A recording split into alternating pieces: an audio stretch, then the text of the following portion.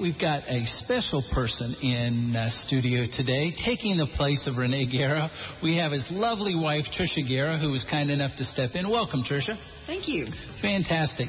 Gang, we've talked in the past about what it means to make life and money matter in your everyday life. In today's show, we're going to focus on core values and what it means to identify those core values. Last week, we talked a little bit about the whole concept of taking responsibility for your actions, what it means to take 100% responsibility for your actions. Well, I also have Mike Hill. I apologize, Mike, for not introducing you at the same time I did Tricia, but you and I had a lengthy conversation about what it means to take the blame game and get rid of the blame game as it relates to your finances. And in establishing 100% responsibility in the blame game for finances, that's one of those areas that you just can't continue to do it, can you, Mike? No, and I would forget to introduce me as well. I mean, Trish is a lot more attractive than Renee right now, so definitely. And I appreciate Trisha standing in for Renee. It may be an all-time thing. Who knows, Jim? No, kidding. I know Renee's in training out there in San Diego with Jack Canfield. That's a tremendous opportunity for him to be able to work with those folks out there one-on-one. And this is okay. I just wanted to welcome Tricia to the show and just tell us a little bit about yourself so the listeners can get to know her before I start just rambling on as I always do. Thank you. I'm really happy to be here. Renee, like you said, is in San Diego with some intense training with Jack Canfield to learn more of his techniques to help people achieve success. I am also a life coach with RTG Coaching. I have a little bit different specialty than he does, but we cover a lot of the same issues about developing success. I also am a full-time physician assistant at the Dallas VA Hospital working with patients with diabetes. Oh, awesome. Awesome. That's going to be very rewarding for you. It is very much so. It is an honor to serve the veterans who have served our country. Well, as we get into Life and Money Matters today, I want to remind our listeners out there, if you ever have a question, please feel free, I can say that, 972-923-1390. Please give us a call, or on our Metro line, 972-938-1390. We'd love to hear from you. Or if you've got an email question, we got two of them this week, actually, feel free to also send those to info@kbec.com. And we're actually in the process right now of setting up an easy link for you on our webpage to be able to get those questions to you and ready to go. Let's get into the show, guys. The theme for the show, finding your inner compass, identifying your core values. Explain to me, what is an inner compass and how does it relate to your success? Your inner compass is really a combination of your core values, your life purpose, and your personal mission. And all of those are like your internal guidance system that can help you to make decisions, to establish priorities in your life. Your core values are what give you your purpose. They're the heart of what is most important to you. If you have difficulty making decisions, they can help you establish those priorities. They're the foundation for goal setting. All of our goals really need to derive from what our core values are. They ignite our passion, and when we use our core values as our guide, it allows life to flow more easily to us. And we talked about event plus response equals the outcome. Well, when you make your decisions and your responses based out of your core values, your outcomes are always much better. When you use your core values to guide your life, you are more alive, fulfilled, and connected. Awesome. Michael, how does that relate to finance? How do we bring this into the money world? Well, first and foremost, that's going to be definitely hard to follow there. That was a great definition of core values, and I appreciate Trisha's feedback on the show, because I call her, as probably a lot of our listeners out there driving around or listening on the internet right now, you hear core values, and first thing that just jumps into your head, at least with finances with me, well, okay, core values. Let's make sure that we have enough food on the table, and let's make sure that maybe your kids can go to college, et cetera, et cetera. But in talking with Trisha before the show, and I think we're going to get into that later on in the show, but before the show, it really just the 30 minutes since talking with her helped me just kind of find that your core values, even when it comes to your finances, run much deeper than that. It's ingrained in us from a very young age. For example, if you're struggling with your finances, or if you haven't examined, and I know I'm sounding like a broken record here, pardon the pun on a radio station, but if you are always finding yourself living hand to mouth every single week, you've got to stop and take the time and see why this is. Well, Mike, that's a lot easier said than done. Actually, it is an easy thing. It's putting that budget to work. We talked about this for 2 weeks now. Having a budget is the foremost thing, and even establishing in finances your core values. What is your motivation to manage your money? Maybe you have no motivation. Well, you know what? Let's create one. Let's have a motivating factor. Maybe it's that vacation that you never got to go on. Maybe it's new furniture that you want to have. Maybe it's just a really nice dinner with you and your spouse on 3 days from now on Valentine's Day. But having a motivation to have extra money, to have things, to accomplish your goals in life, definitely is a core value, much smaller than just the grand scope of things. Hey, I want all my bills paid. But how does the compass, as it relates to establishing these core values, how does that get off whack? What causes people to suddenly not be able to, or they begin to compromise on their core value? What's the driver that creates that kind of tension, I guess? I think what happens is that the stress of modern life gets us into just a survival mode where we lose touch with what our core values are. We're just trying to get by day to day, and we don't think about the things that we're really passionate about anymore. And so we make decisions sort of randomly. Mm-hmm. And I'll give you an example for myself. One of my core values is teaching and inspiring people. I can be interested in just about anything, and I have said yes to so many things within my professional organization because I found them interesting and I thought that I could be of service, but they were not what I was passionate about. They weren't really a way for me to teach and inspire people, but I was being of service. That wasted a lot of my time and energy and took it away from my core values, even though it was valuable. Sure. I want to thank you, too, for our listeners.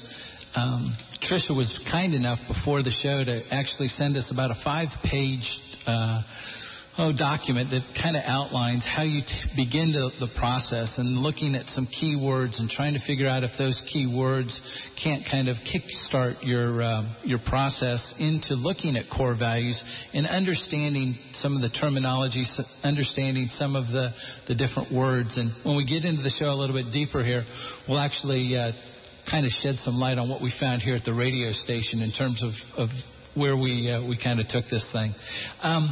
Mike, I know you and I have talked on numerous occasions about the budget process and how the budget process has to take place.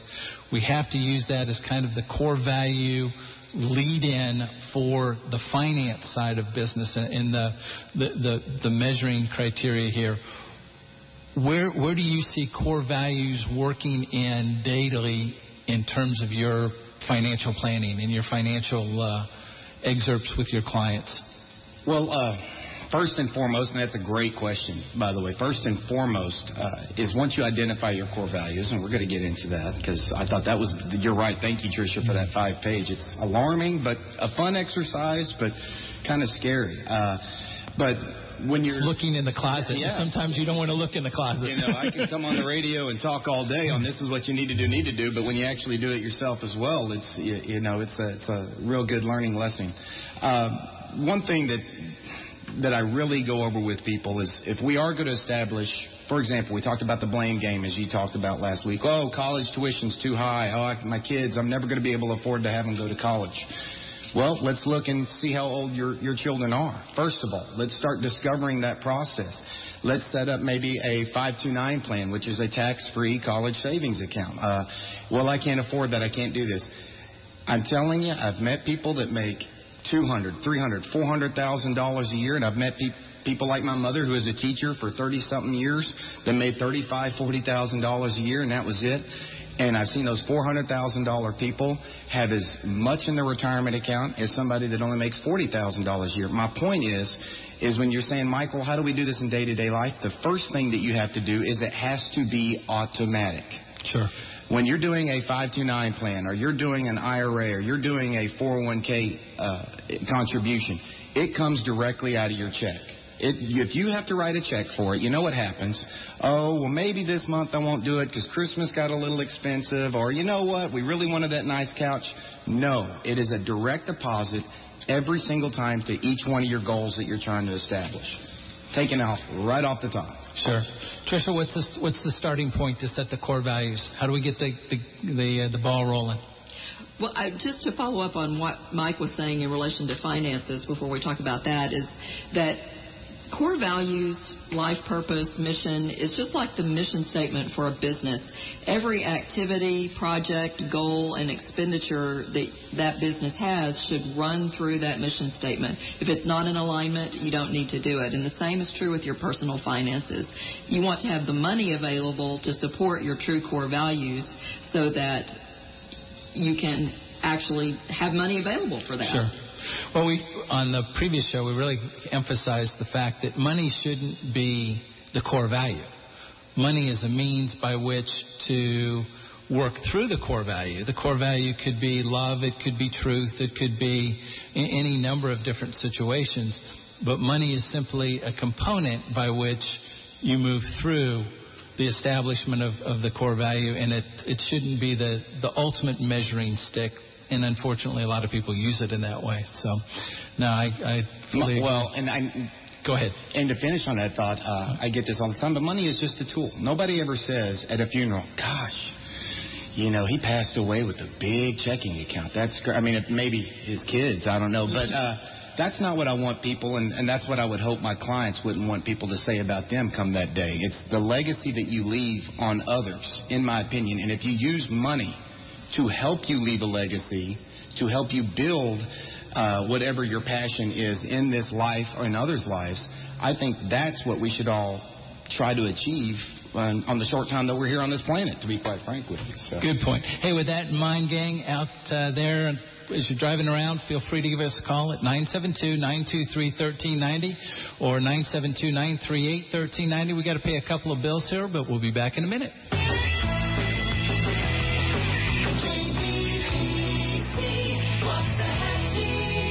Buy, sell, or trade on the flea market, Monday through Saturday, 8 to 10 on Classic Texas, 1390.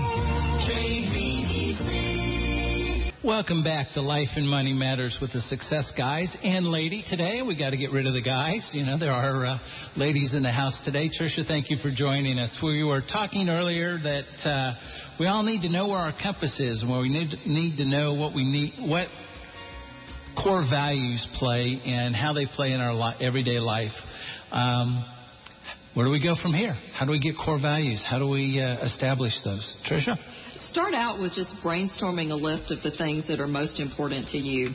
And we're going to talk about a few specific questions that you can ask yourself. And at the end of the show, we'll talk about how you can actually get a copy of this module that we have as part of our coaching program.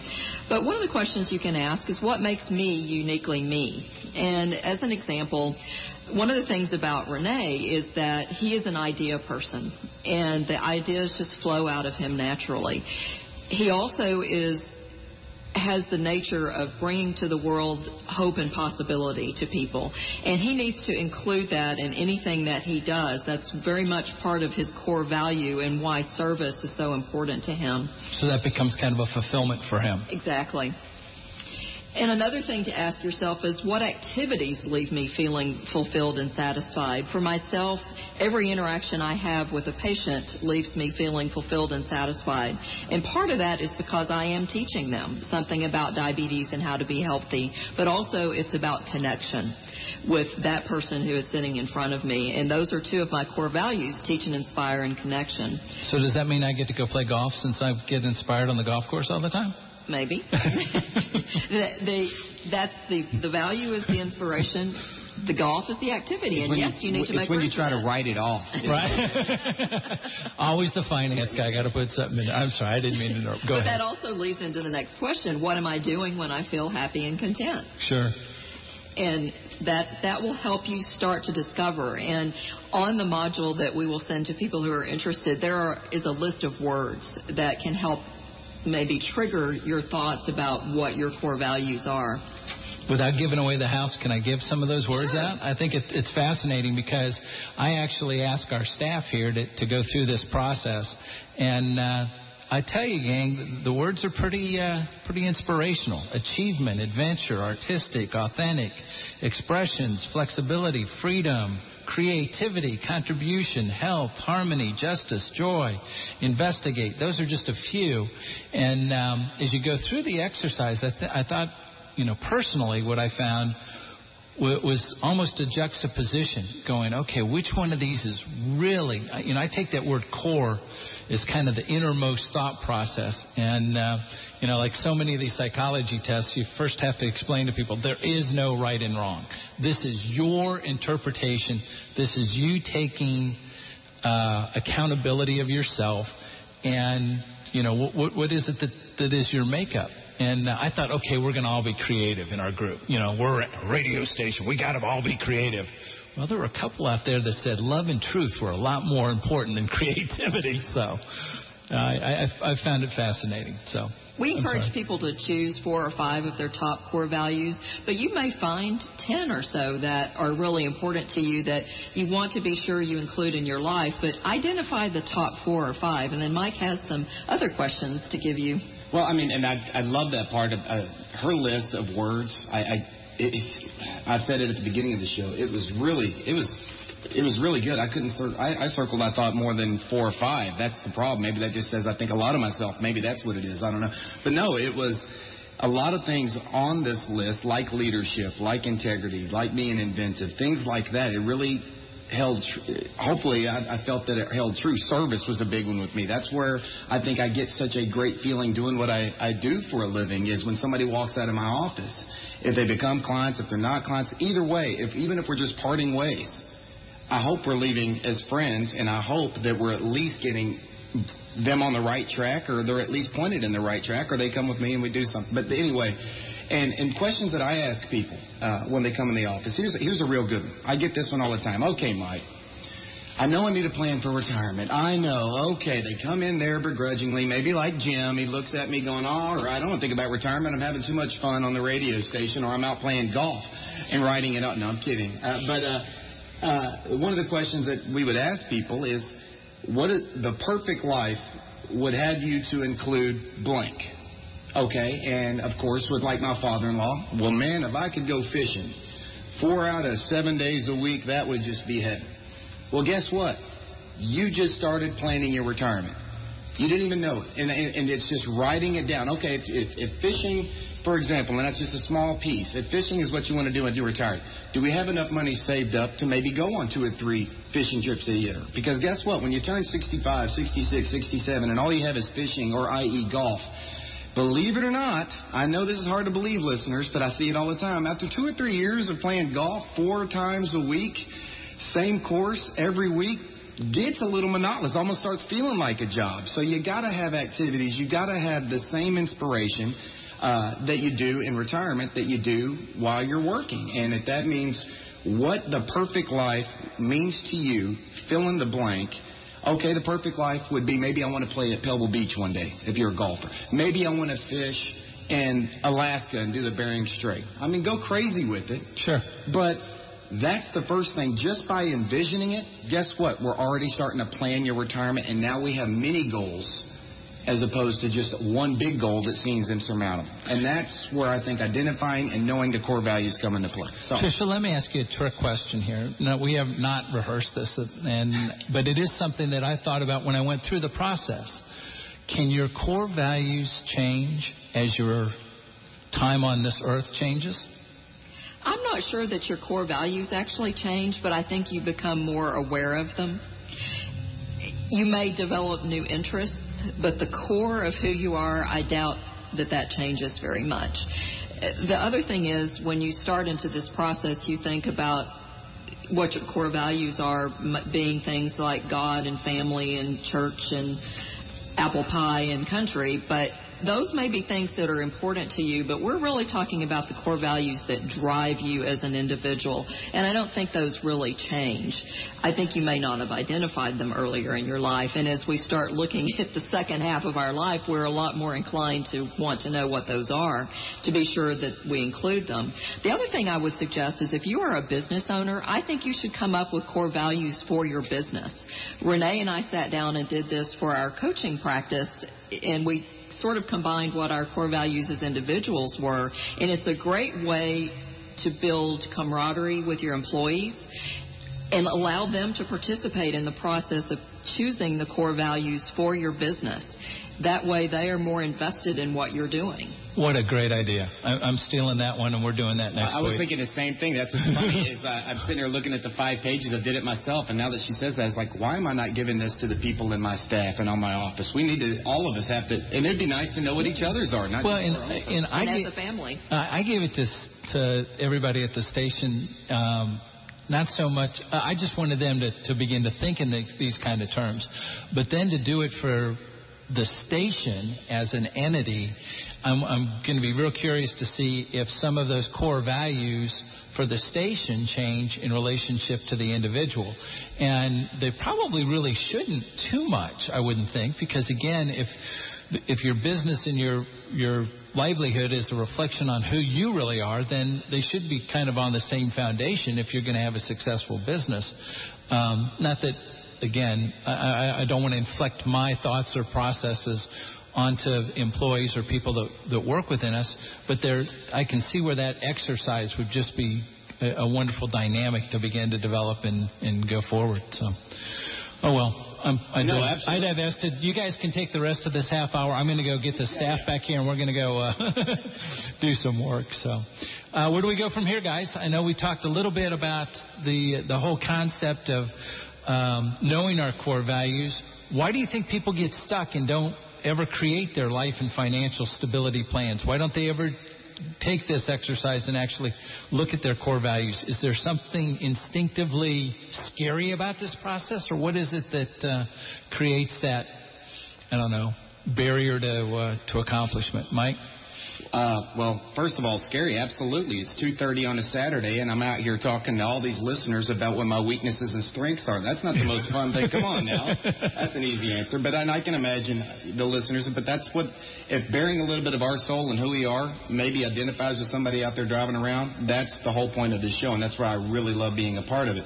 I will raise the hood a little bit because listeners out there, and I know a couple of them personally, so I'm not going to attack anybody, but for example, there's financial guys out there that are on the radio. I'm not going to say the radio stations, but we have 3 or 4 just right here in DFW.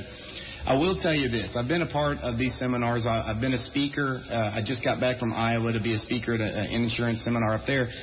And the number one thing that they're always stressing when you're on the radio, if you're a radio guy selling a product, for lack of a better word, is fear and greed.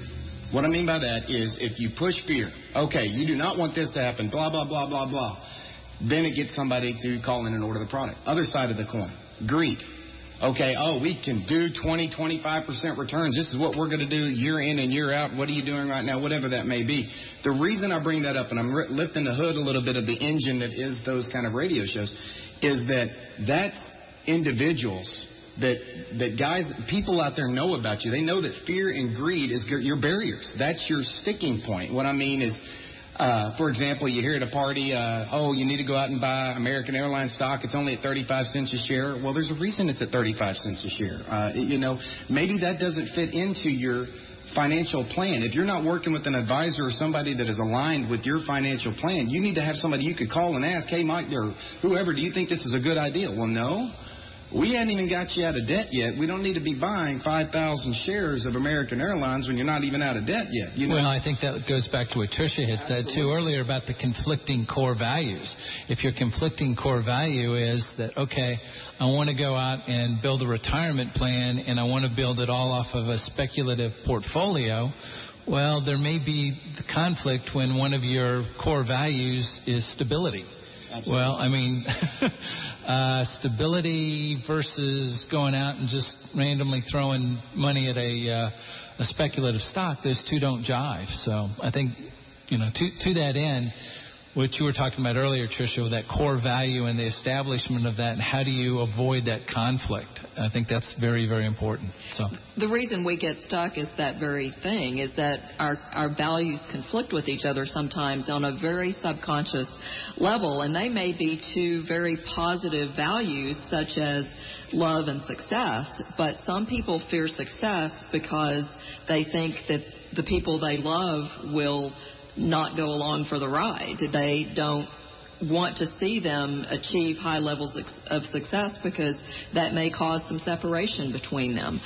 There's also values that conflict with each other that are values that we want and those things that we want to avoid. And stability is one example of that, or fear of abandonment.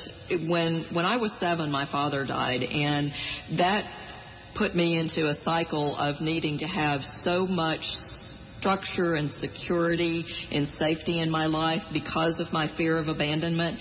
And that fear of abandonment and loss oftentimes stands in my way of achieving the things I want. It keeps me from taking risks.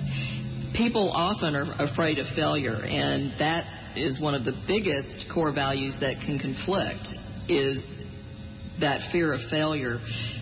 And that's not to say that we can't overcome that. And, of course, I'd like to say that if you enroll in a coaching program, that we can help you overcome some of those obstacles, because the first step is being aware of it so that it is no longer a stumbling block. It is something that you can now manage. The two don't have to conflict with each other. When you recognize that fear is a big stumbling block, when you recognize it, not just so to yourself, I'm afraid. When you recognize that fear is what's holding you back, you'll be amazed at what you can accomplish and what you can do. It's like we talked about last week with the little book that we suggested, Who Moved Our Cheese? I mean, one mouse dies, the other one doesn't. The one that doesn't die overcame his fears and pushed forward. I mean, yes, it's scary. Change is scary, of course. It wouldn't be called change if it wasn't, scary. But anyway, that's the biggest obstacle that I think is people, finances, life, marriages, whatever it may be. And speaking as a financial advisor, is they've been told the same thing over and over and over. It's just belted out to us on the TV screen every 60 seconds about stock market this, stock market that, mutual fund this, and they don't want to change their perspective on maybe other things that are out there to invest in. That's just my perspective, at least from the investment world. So I hear that all the time in the office with Mike. I'm afraid of inflation, or I'm afraid of higher taxes. I'm afraid of this. What should I do? Well, here's the things that we do, and we do it a lot differently than, say, your one-stop shop for everybody broker. So anyway, in my perspective, fear is a huge hurdle to overcome. Anything else? I think that kind of wraps that up. It's really about identifying it and then starting to manage it. Good deal. One of the things I want to get into is this whole concept of why people get stuck, where they are in their lives. What is the action plan here? We've talked to them a little bit about establishing your core values. We've got a number of words that they can give them information about, and at the end of the show we'll actually show you a way that we can get these words into your hands and whatever. But if a person's out there right now and asking themselves, what can I do today? Right? What can I do in the next 5 minutes to really take ownership of this idea of core values? What would you suggest? I would say they need to start examining their lives. What am I spending my time, my money, my energy on, and is it in line with my core values? I'm involved in my Toastmasters Club at the VA hospital, and I was asked to take on a leadership position that, while attractive, was not in line with my core values. I chose to become the Vice President of Education because that fit with my teaching and inspiring. But being the Vice President of PR, not me at all. Sure. And that's how you run your decisions, through your core values. Well, and I think that shows a certain level of maturity, too, and a certain level of, okay, I'm not going to compromise on this core value, but I can move the discussion into an area that's more fulfilling. Mike? Well, real quick, Trish, and thank you for sharing the story about your father. I deal with that. Whenever I deal with somebody and it's maybe leaving a legacy or something of that aspect, one thing that's very important to me, I'm a big advocate for, is having some kind of long-term care insurance. I have seen more and more people go into financial ruin because maybe they had to stay 6, 7 years. I mean, you're a physician's assistant yourself. You can attest to this. People don't go into a nursing facility or even have an in-home nurse for 3 months. Not anymore. Not with what we have in medicine. And that is the biggest drainer, if you will. And if I meet with somebody who has taken care of a parent, easy discussion. Sure. Somebody that hasn't maybe they've got a point of reference. So that's where Trish's story rings true. It's when you have that experience, you can do it. So gotcha. Yeah. Hey, gang, feel free to give us a call, 972-923-1390. Give these success guys some questions or direction. We'll be back in a minute.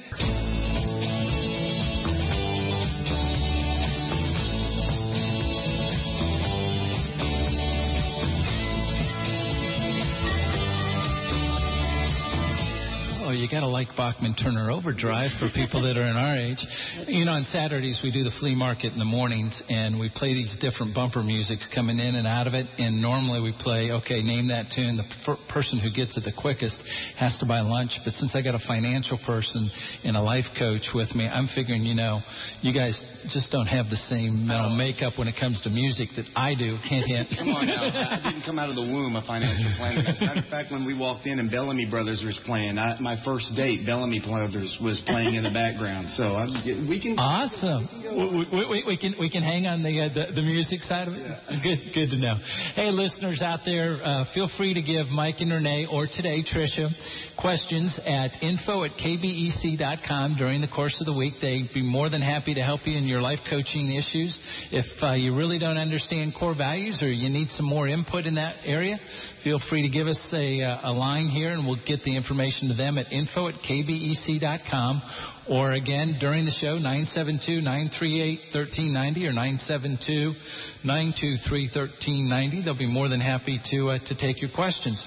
Where we are in the show now, we've kind of identified our core values. We've talked around the issues. We've kind of done everything but tell the people where we are as individuals.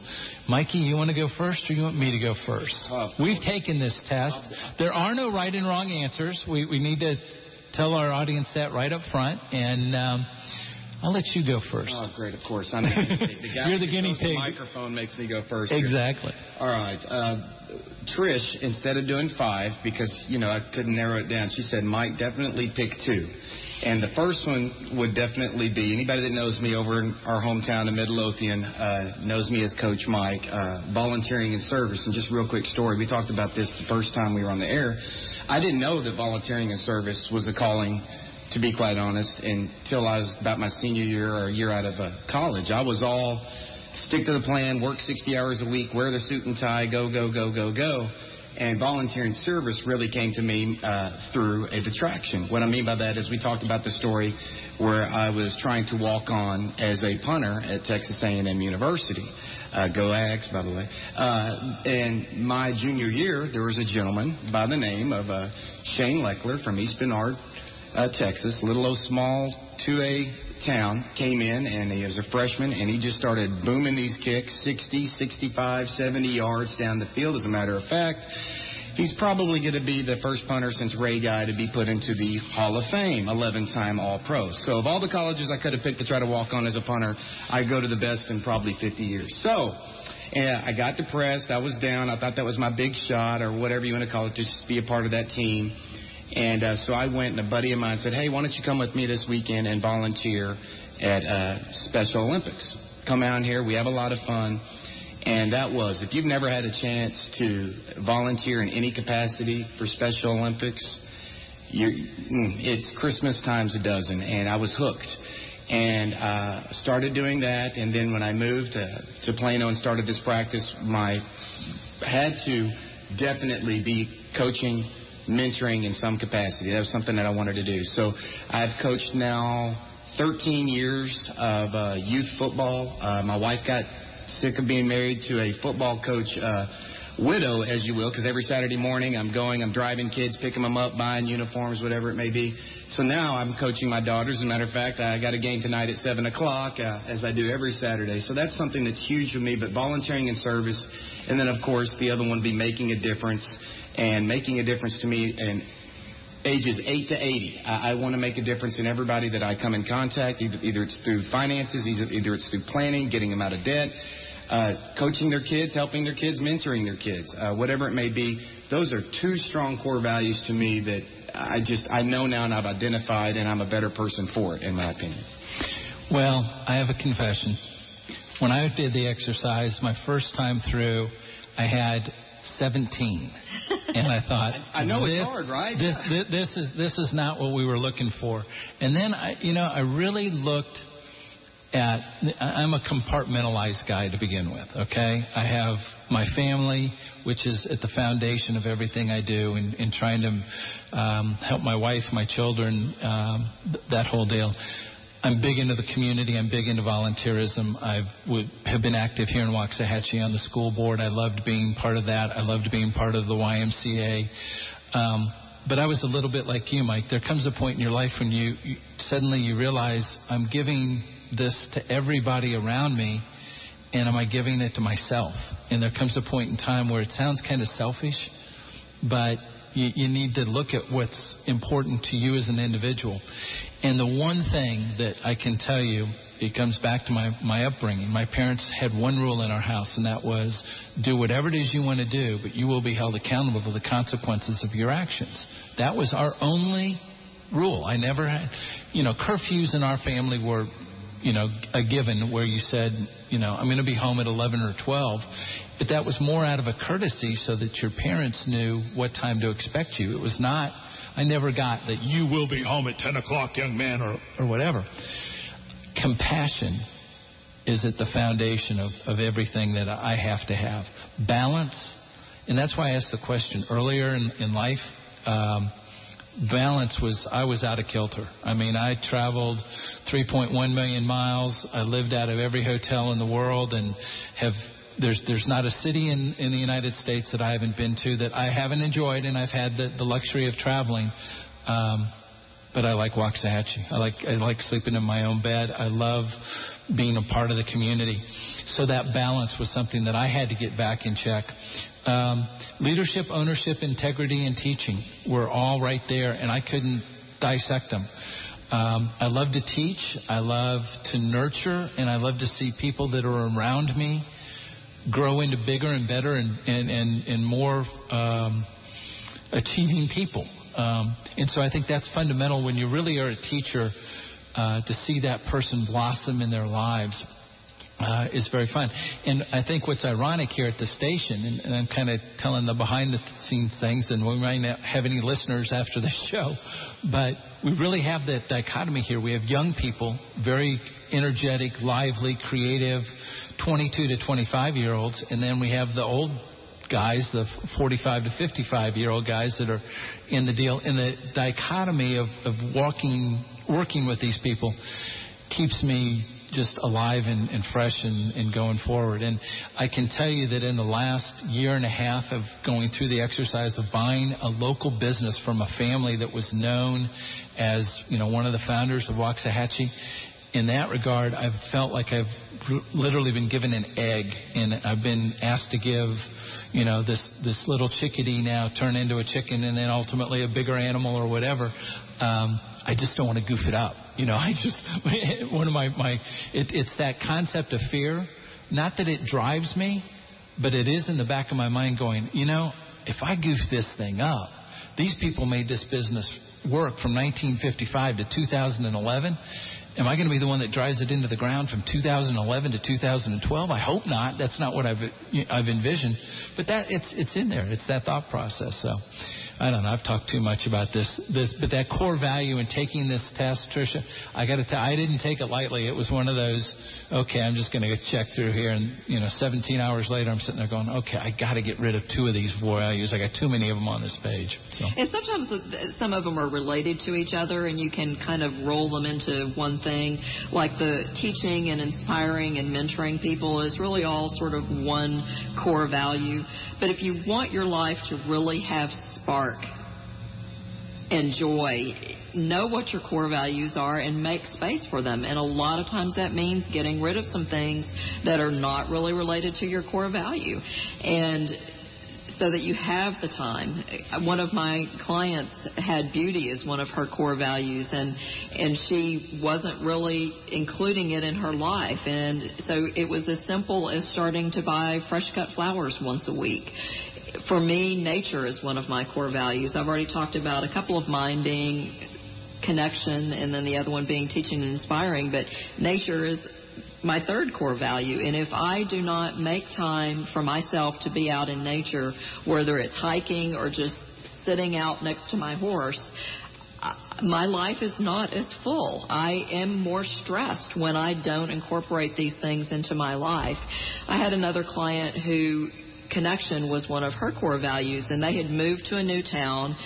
She lived outside of a major metropolitan area, so she couldn't really get to the city as much. Everyone where she works was much younger than her. She just could not find connection anywhere, and she felt like she was wasting away as a result of it. Core values, knowing them, can not only guide your decisions, but it just brings more passion to your life. I got to interject a couple of things here. First of all, next week's show is not going to be in studio.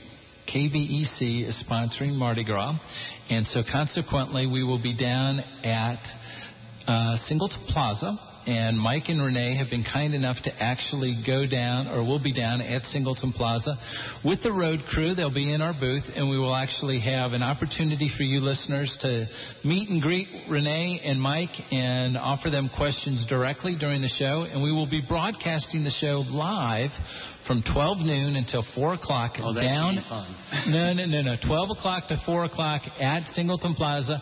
We'll have these guys on probably starting about 1:45, 2 o'clock. Anybody that knows about live radio and the way that we work at KBEC, give us some flexibility, because from noon to 4 we will be doing the live broadcast out there.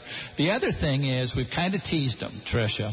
You were kind enough to give us some information, and I'll let you give us the plug right now. If you would like to identify your core values, we would be happy to provide you with this module from our coaching program. It is actually the foundation, the very first thing that we do with any of our clients. If you will just email me at Tricia, and that's TRICIA @rtgcoaching.com, I'll be happy to send that to you.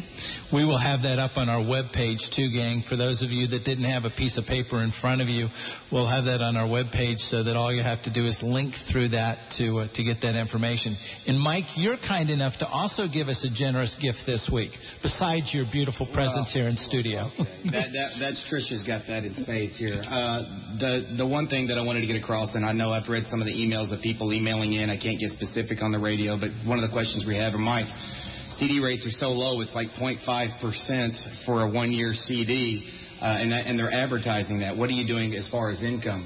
I have a white paper that I've written. It is published. It's about 10 pages. It's a quick read, but it's Income in Uncertain Times, 7 Strategies for an All-Weather Portfolio. I'm able to give that to anybody free. All you got to do is write in your address. I can give you some income strategies in this kind of a market. And my website is, of course, linked at KBEC, or we're going to have a link, I think, at the homepage where you can request. Just say Mike's white paper and put in your address, and we'll get it to you. Thank you, gang. Appreciate your time today. We have had a wonderful day.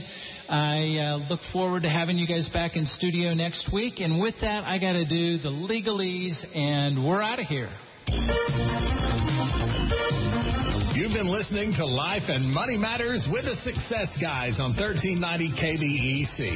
Mike Hill is a registered representative of and securities offered through Berthel Fisher & Company Financial Services, Inc., member FINRA SIPC. Hill & Associates Wealth Management Advisors is independent of BFCFS. The interpretations and organizations of these ideas are the confidential thoughts of Mike Hill and do not represent the opinions of Berthel Fisher & Company Financial Services.